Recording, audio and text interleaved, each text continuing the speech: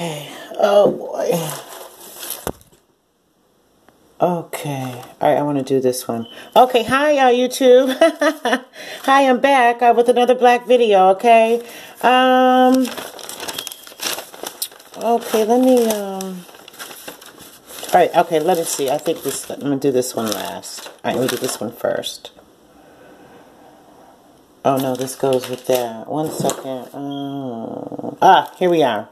Okay, I'm sorry, I have different sets of news that I want to report for different days. I'm trying to put, if I do a gory one, you know, with the little children being abused, minors and stuff, I'll try to turn around and do something, you know, to take you away from the, you know, the hurt and the negativity for the children, you know, that are minors. All right, so here we go. We're going to start with the first story. Okay, this one is very short and to the point. Okay, excuse me, allergies. Okay, Denzel Washington sent a message. Anyone that messes with my daughter Ahmad, the Me Too movement, he will break their back. He's letting people know quick. Don't bother his daughter. Don't touch his daughter. Don't do nothing with his daughter, because he will break your back.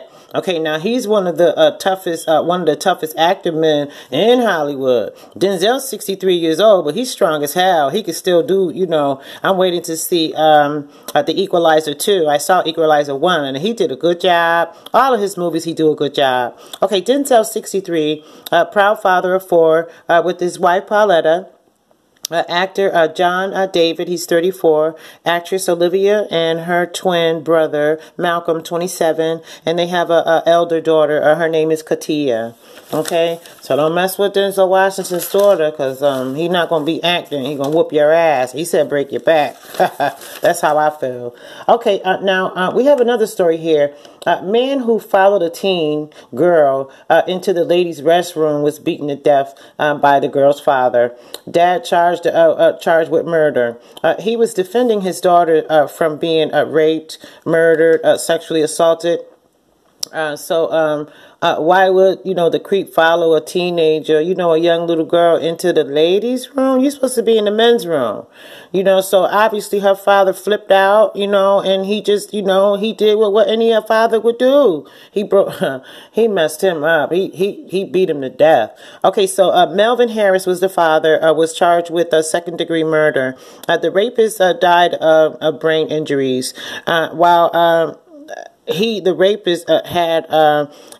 rapist had bad intentions following that little girl into the woman's room, to the ladies' room. You know what I mean? See, messing with people's daughters, see, and now you done met up with the grave digger. Y'all better stop doing stuff. Go meet up with the grave digger. Okay, here's another. Let's see what we have. Oh, okay. This I don't like political, but I'm just going to put this on here. All right. California Republican Duncan Hunter and his wife Margaret have been indicted for allegedly using $250,000 in campaign funds for personal expenses. I'm sorry, including dental work and trips to Italy and then to Hawaii to conceal their purchases. The Duncans.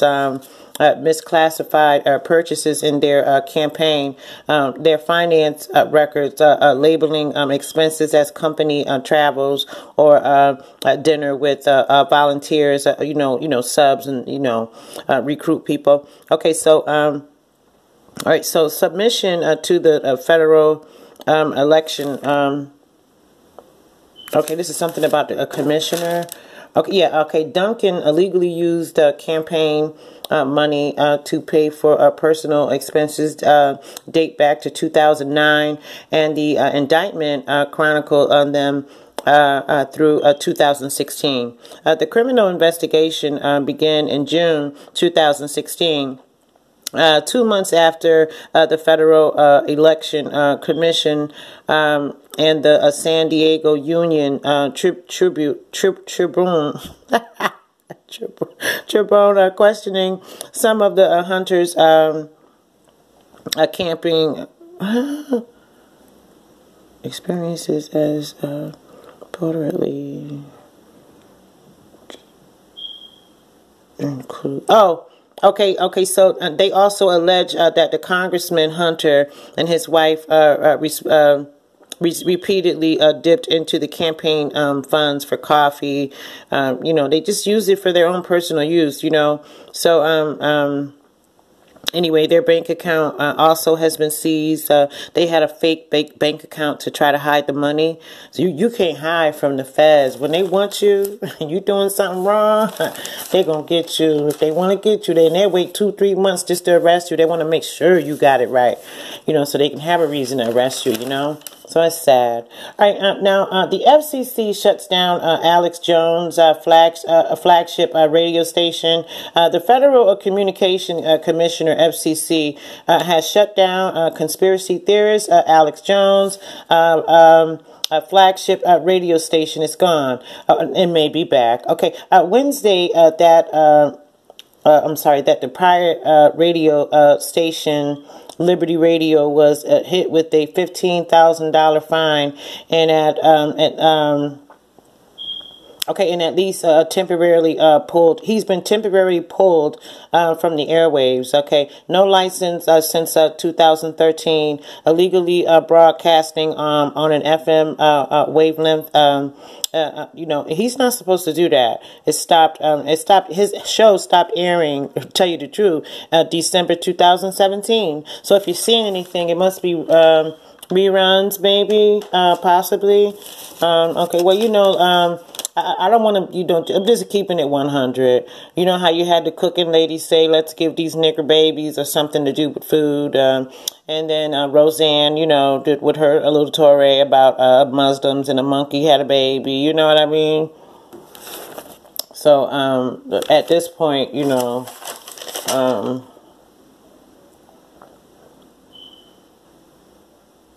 yeah, it was December.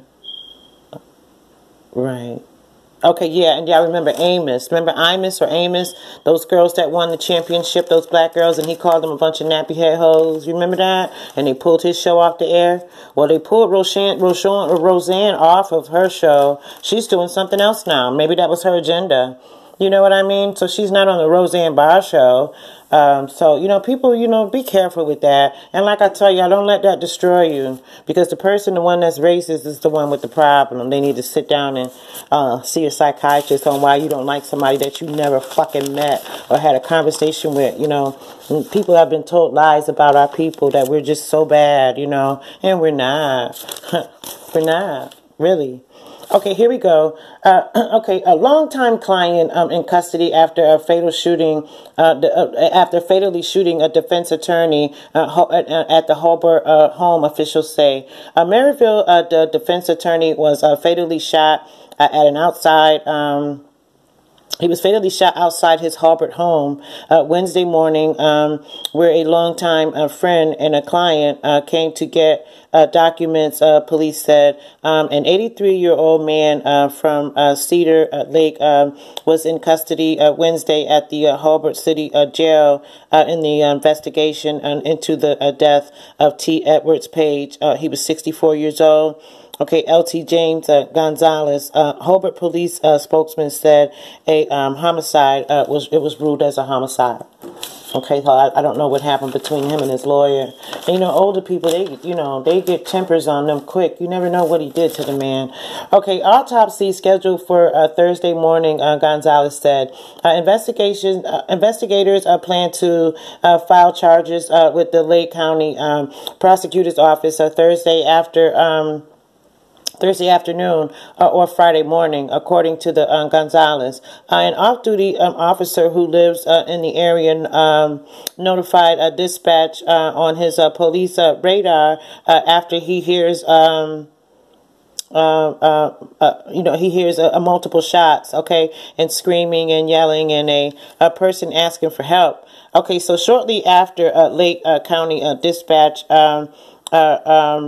received a 911 call, and shots were fired in the residence. Okay, so okay, let's see. Okay, so Gonzalez said that they are investigating the homicide as an isolated incident, and no other suspects were being sought.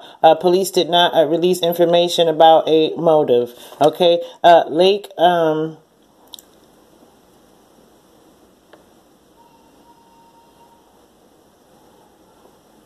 Oh, okay. The Band Association, which is the president, his name is Stephen Sursick, said our community is very shocked, and they're very saddened by the news that happened. So, you know, that's very tragic, tragic situation. So, it's too bad. Okay, let me see here. What do I have here? I was looking for my, what's this one? Dallas Cowboys. Yeah, I want to do Dallas Cowboys. That was my team when I was a teenager. Okay, so that's 1, 2, 3. Okay, and then that's 4. All right, so my last story is going to be about the Dallas Cowboys. Okay, all right. Okay, here it is. I did Pittsburgh a couple of days ago, so I'm going to do Dallas. Okay, Dallas Cowboys are 5. Come on.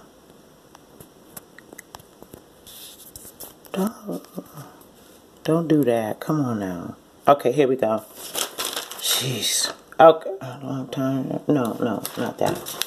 Okay, here we go. Sorry, y'all. All right, Dallas Cowboys are 5 players to keep an eye on against the Bengals. Okay, the Dallas Cowboys play their second preseason game this Saturday night against the Cincinnati Bengals.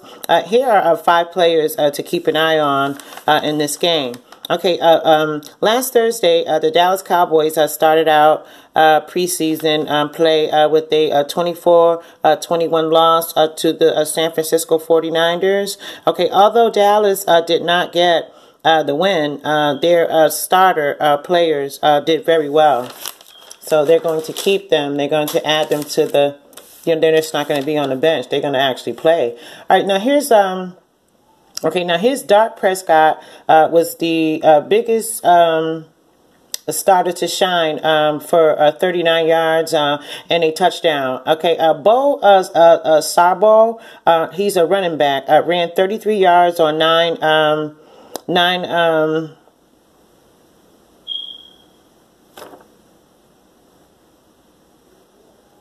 Oh, okay, and he added a touchdown with it. Okay, so Scarborough, which is 33, he ran 33 yards, I'm sorry, and he added a touchdown, you know, to go with that. So he did very well as well. All right, here's another one that did very well, too. His name is Rico Gathers, a tight end. Okay, this Saturday game may be a make or break game for the Cowboys tight in the Rico Gathers, whatever that means. Okay, last year Gathers started off hot and found the end of the zone in both of his first, second preseason games. This year he recorded 1 catch for 9 yards in the opener against the 49ers. Okay, so that was good. All right, let's see. We're not done with Dallas. Hold on just a moment. Okay, Anthony Brown, what is a DB, y'all? I got all the other names. What's DB? Okay, Anthony Brown is whatever DB is. He can't afford to play poorly. He has to step up his game. He wants to earn a loyal role for this season, you know, in the game. Okay, Cooper Rush, which is the quarterback. Rush had a very solid first game. Of his preseason, going 15-23 for 145 yards, a touchdown, and most importantly, no interceptions. Okay, Rush seems to be one of the favorites for a backup quarterback. You know, okay, so a backup quarterback position and increase this likelihood. Last Thursday, he can deliver. He can lock and back it up. You know, I got faith in him. Okay, how about y'all? Y'all got faith in him? Who's a Dallas fan? Okay, this is it. All right, Michael Gallup, which is a wide receiver. Gallup only had 1 catch in his NFL debut last week, but it was a big one. The rookie hauled in a 30-yard touchdown pass from Dak Prescott or Dark Prescott, capping off and outstanding drive. Okay, so the competition for playing time at the wide receiver position may be the most competitive, you know, in the entire Cowboy camp. So, you know, they continue to slay. You know, they're doing very well. He may get more time playing.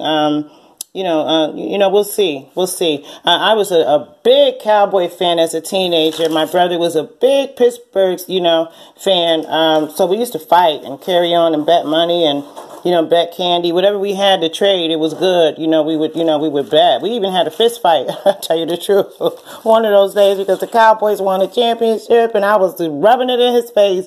And we started banging it out. You know, my mother and everybody coming out. What is y'all fighting about? The game. You know? So, anyway, that'll be all for tonight. I just wanted to get a couple of things in. I'm very satisfied with my channel.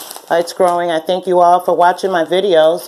Then the rest of you can subscribe. You know, subscribe. We can build this channel up.